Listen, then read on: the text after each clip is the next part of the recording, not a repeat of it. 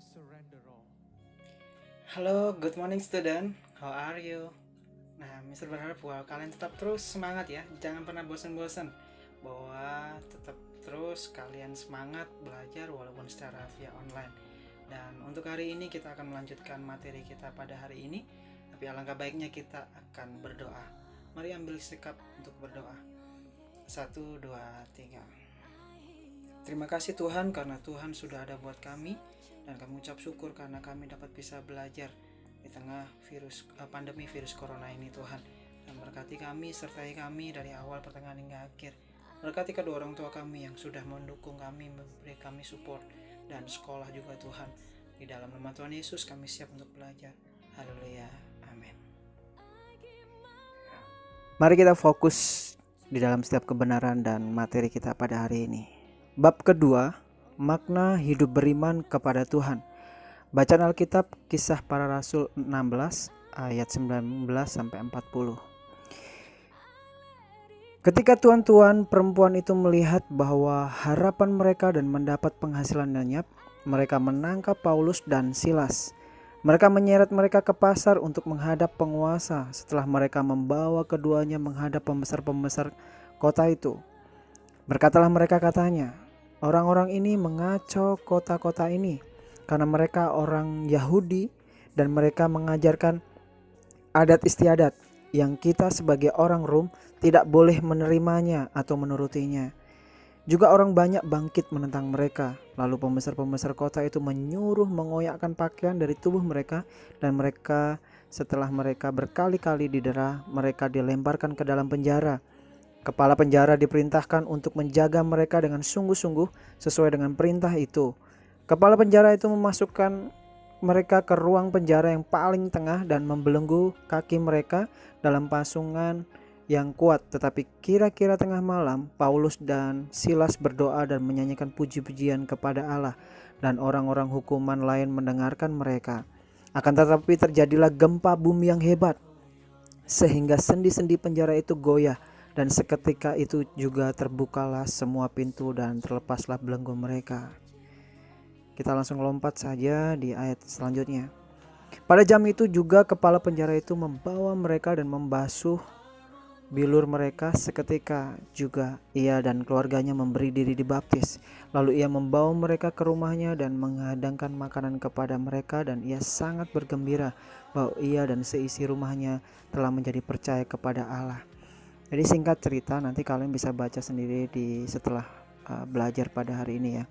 Jadi di ayat yang pertama tadi sampai ke 40, di mana Paulus dan Silas dimasukkan di dalam penjara, sebelumnya didera, bahkan mungkin dipukul dan sebagainya.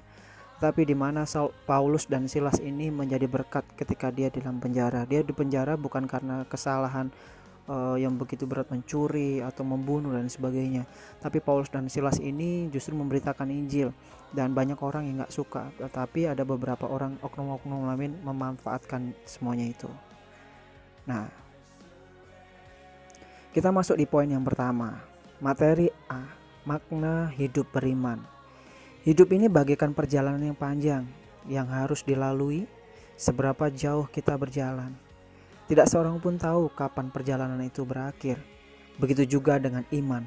Tidak ada seorang pun bisa menjamin imannya kepada Tuhan kecuali perjuangan untuk mempertahankan iman.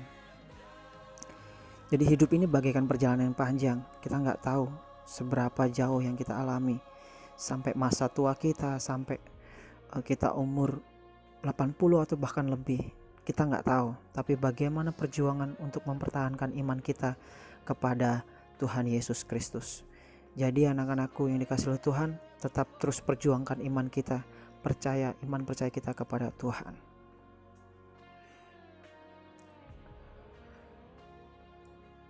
Hidup beriman bukanlah suatu keinginan yang jika kita tidak terpenuhi akan menyebabkan kita merasa sedih. Sekali lagi, hidup beriman bukanlah suatu keinginan yang jika kita tidak terpenuhi akan menyebabkan kita merasa sedih. Hidup beriman adalah melakukan iman dengan benar.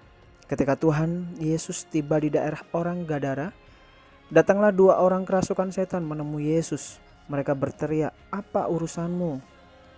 Jadi pada waktu itu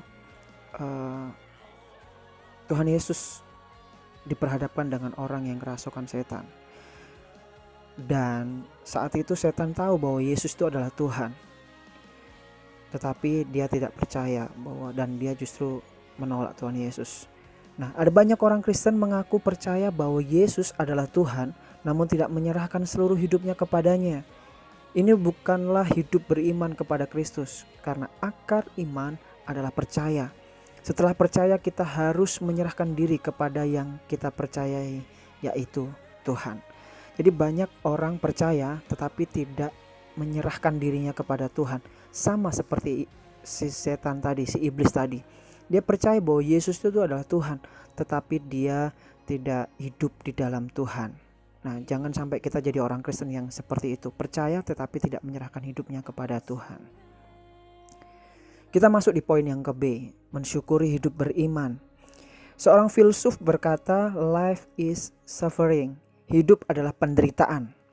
Memang dalam kehidupan ini ada banyak yang tidak sesuai dengan keinginan atau harapan kita. Karena itu, ada sebagian orang menganggap hidup ini adalah takdir. Jadi banyak orang menyangka bahwa hidup ini adalah takdir. Kalau hidup saya takdirnya seperti ini, ya mungkin hidup saya seperti ini. Nah, ini pandangan-pandangan orang yang di luar Tuhan. Jadi merasa bahwa hidupnya ini adalah sebuah penderitaan. Mengatakan bahwa hidup saya ya seperti ini, kok banyak masalah. Hidup ini adalah penderitaan. Dan hidup ini sepertinya takdir. Takdir saya memang ditakdirkan jadi orang yang miskin, ditakdirkan jadi orang yang kecil, orang yang gak berpengharapan.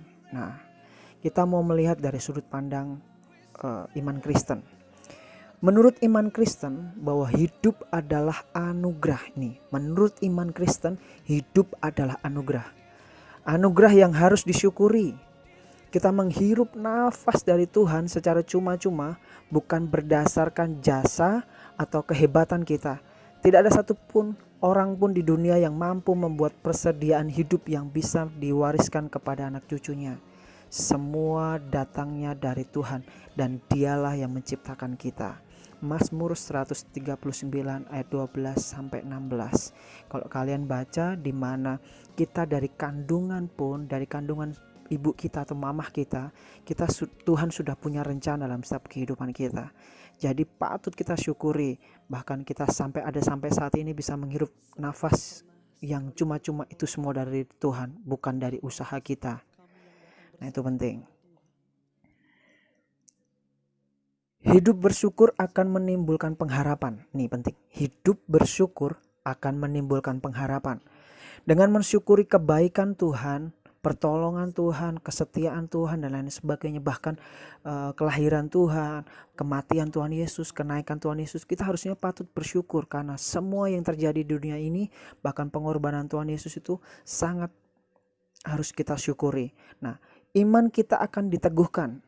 Tuhan memang tidak menjanjikan kepada kita bahwa perjalanan yang harus kita tempuh itu akan selalu mudah. Namun Dia berjanji untuk menyertai kita senantiasa. Ucapan syukur adalah perintah Tuhan. Mengucap syukurlah dalam segala hal, sebab itulah yang dikehendaki Allah di dalam Kristus Yesus bagi kamu. 1 Tesalonika 5 ayat 18. Masih ingat lagunya? Tuhan tak pernah janji langit selalu biru, tetapi Dia berjanji selalu menyertai. Nah, itu lagu satu pujian menjadi iman dasar kita. Kita lanjut di poin yang C, belajar dari tokoh Alkitab. Yang pertama, Paulus dan Silas. Tadi kita sudah baca ya di kitabnya bahwa dia berkali-kali didera atau dipukul dan lain sebagainya. Tetapi bahkan sampai di penjara. Tetapi Paulus dan Silas ini justru di dalam pasungan, di dalam penjara, dia justru jadi berkat buat kepala penjara. Bahkan kepala penjara yang gak kenal Tuhan mulai percaya Tuhan melalui kehidupannya. Di penjara kok bisa memuji Tuhan, kok di penjara kok masih bisa bersyukur, kok di penjara kok masih bisa memuji Tuhan. Nah, kita mau belajar dari hidup Paulus dan Silas. Dalam kondisi seburuk apapun hidup kita, kita harus mengucap syukur. Susah mister, susah. Tetapi kita harus belajar dan terus belajar. Bersyukur di dalam segala hal. Semangat ya. Nah ini gambarnya Paulus dan Silas waktu dia di penjara. Nah ini kondisinya seperti ini. Dia bersyukur kepada Tuhan. Yang kedua, kita belajar dari tokoh Alkitab, yaitu Daud. Benar. Nah setelah menjadi pahlawan penyelamat bangsanya, Daud akhirnya harus menjadi buronan karena Raja Saul ingin membunuhnya. Nah, kalau kalian sering mendengarkan cerita tentang Daud ini, bahwa ketika dia dipilih Tuhan bahkan mengalahkan Goliat, bukan sampai di situ. Ternyata tantangan demi tantangan yang Daud alami. Jadi justru menjadi buronan oleh Raja Saul. Nah, penting sekali bahwa hidup Daud. Nah, ini kita mau melihat bagaimana hidup Daud. Bagaimana hidup Daud menghadapi dan menyingkapi penderitaan itu. Alkitab menjelaskan bahwa Daud tidak pernah menyalahkan Tuhan. Ini penting. Daud tidak pernah menyalahkan Tuhan ataupun membenci Saul. Ya ini penting, kita harus belajar. Daud gak nyalain Tuhan, Daud juga gak benci Saul. Justru dalam keadaan tertekan, ia belajar menyerahkan pada kedaulatan Tuhan dan bersyukur atas pertolongannya. Inilah kehidupan Daud. Bagaimana Daud sangat sekali kita harus terus belajar dari pengalaman kehidupan Daud.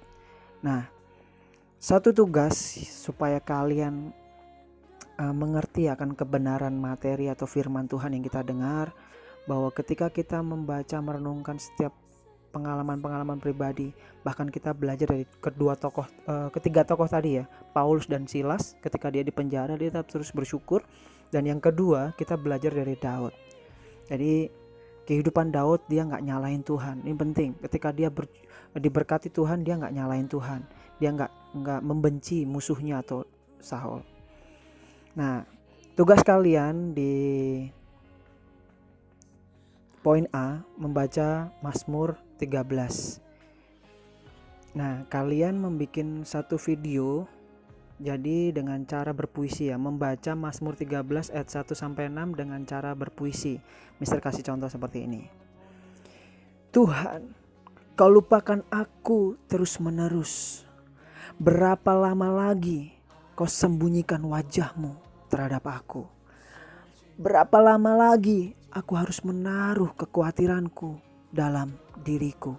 Nah, itu cuplikan sedikit yang Mister kasih contoh.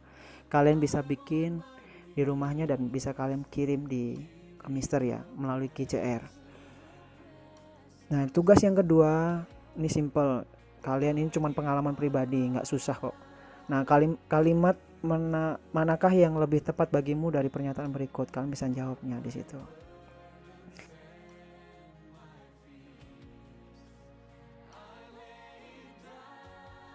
Nah, kita sudah mengakhiri materi kita pada hari ini.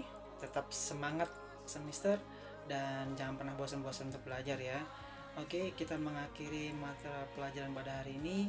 Kita mau ambil sikap untuk berdoa. Biarlah apapun yang kita pelajari biar menjadi hikmat buat kami ke depan dan bisa melangkah untuk masa depan kita semua. Mari kita ambil sikap untuk berdoa. 1, 2, 3. Terima kasih Tuhan, Engkau sudah menyertai kami dari awal pertengahan hingga akhir. Apapun yang kami pelajari biarlah menjadi hikmat buat kami. Dalam nama Tuhan Yesus, haleluya. Amin.